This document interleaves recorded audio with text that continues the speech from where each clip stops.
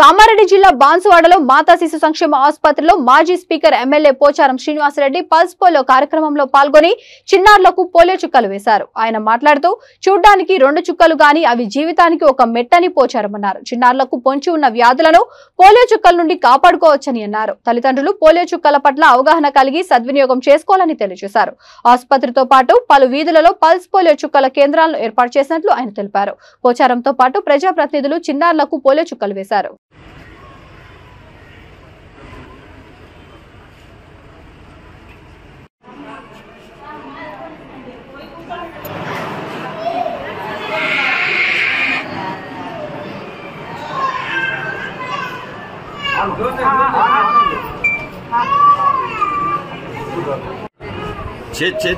Sister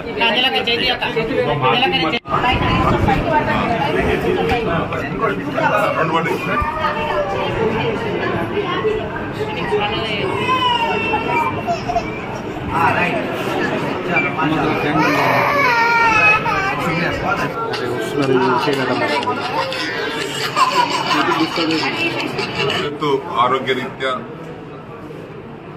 2 చుక్కలు వేసుకోవడం ఆ జీవితానికి ఎంతో మేలు చేస్తుంది. కాబట్టి పల్స్ పోలియో యొక్క ప్రాముఖ్యతను తల్లిదండ్రులు తెలుసుకోవాలి. వారి బిడ్డలకు ప్రతి సంవత్సరం 2 చుక్కల పల్స్ పోలియోను ఇప్పించాలి.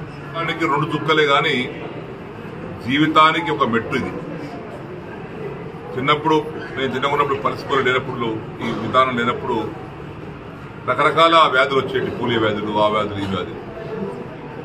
ఇప్పుడు వ్యాధులు తగ్గడానికి కారణం పల్స్ పోలియో చుక్కలు తీసుకోవడం.